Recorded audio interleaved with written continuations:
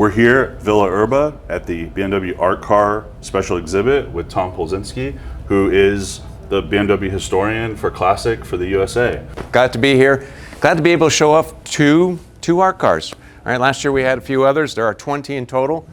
And here we have a couple of cars that are separated by about 30 years. So, actually, yeah, 30 years. So let's have a look at this one. This is the Robert Rauschenberg from 1986. It's based on a 635 IS, art car number 6. And the first 4 art cars were all race cars. This was a change in the art car program to broaden it to cars that were based on production cars. This one is a collage of art on the car that Robert Rauschenberg thought would be a cool idea, and it basically is an art museum on wheels. Yeah, and I think it has his art and then some images of the Everglades from Exactly, Florida. Yeah. And different elements, including the wheels, right. Covers. Yeah. Which I think is unique for this art car. I think some wheels have been painted in the past, but it looks like some sort of cover was made. Right over it, yes. The car's aged very well in terms of how it looks, and it's one of the favorites for many people in the collection. You know, it's wonderful that we have it here at Villa Erba. And I believe this year is celebrating 60 years of 6 Series? Yes, 60 years of 6 Series. So this is another tie-in to the 2 cars that are here, and 51 years of art cars too. So it's a combination of the 2.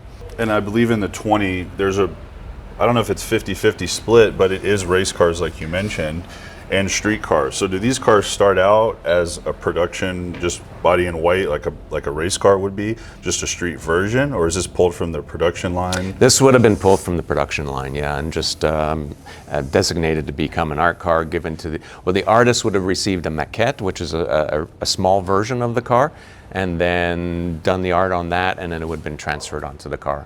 Sometimes the transfer happens with our painting expert. Mm-hmm. Sometimes the artist is there, like with the Warhol. Warhol did it on his own at our paint shop. This one was a combination as well. I believe Rauschenberg was there for this one, and his signature is on the nose of the car there.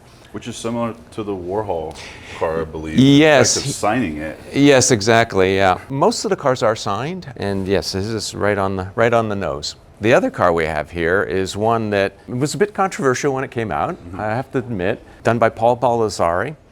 It was an American artist, and he was known for putting dots on people's faces, so black and white photos with colored dots on their faces, and that made him quite a household name. He is also quoted as saying, "Art is whatever you can get away with."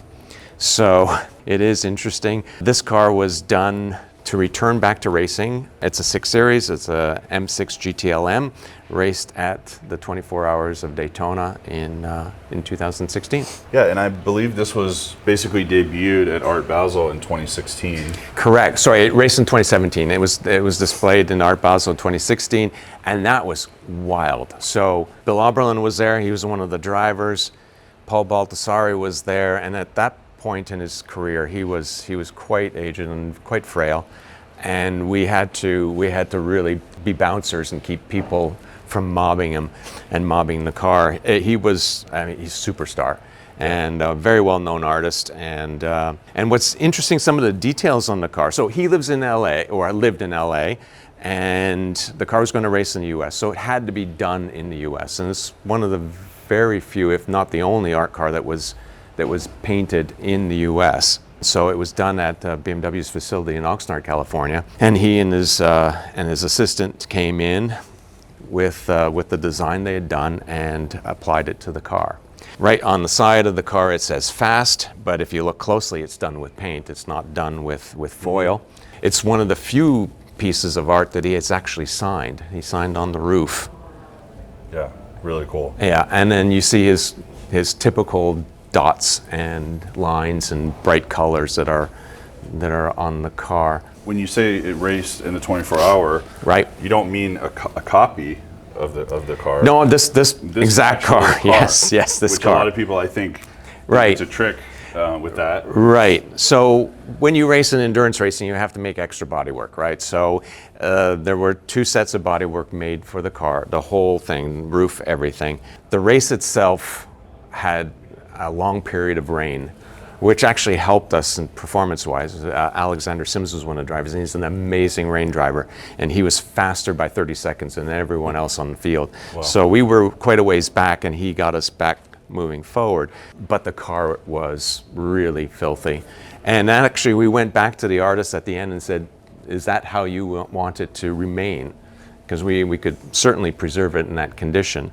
And he went, and he thought about it for a while, but he decided that he wanted it to be pristine again. So the bodywork that has all the dirt on it still exists. It's still in our archives, but here the car is being displayed as a freshly painted car.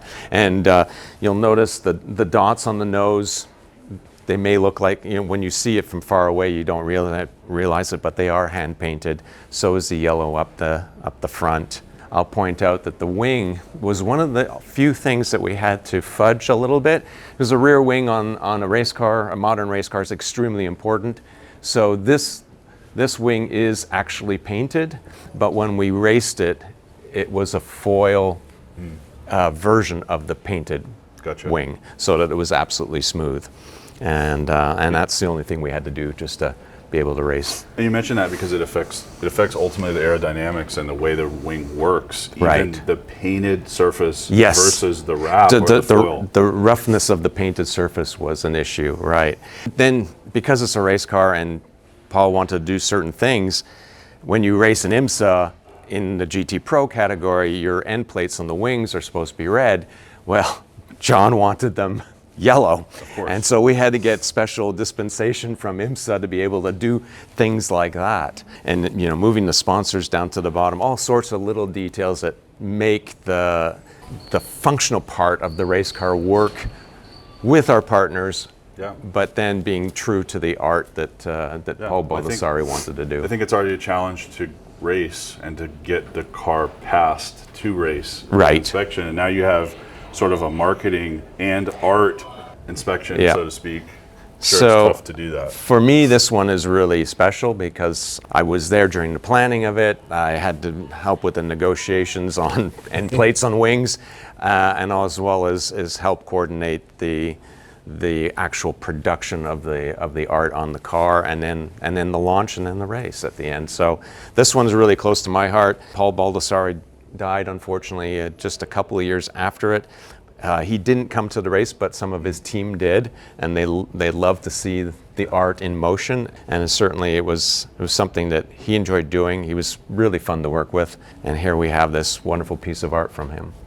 It's just amazing. The art cars are some of my favorite display of art. I love art, and I'm partial to BMW, so this is really my favorite exhibit to see any cars, especially art cars. And I think the one last thing we'll go over is these cars raced in Europe also, but they were under the M6 GT3 name, I believe. And so what's the difference quickly in GTLM versus GT3? GT3s were a customer race car, and when we raced in pro category at IMSA, there are certain things you're not allowed. It has a little bit less downforce than the GT3 version. You're not allowed any driver aids, so there's no race ABS on it and that sort of thing. And it's really more difficult to drive, so it's all on the driver. But that's the main difference on the two cars. Well, it's great, Tom. Thanks for letting us have that insight on these two cars. Special to be here with you. Thanks for the time. See you guys next time. My pleasure. Thank you.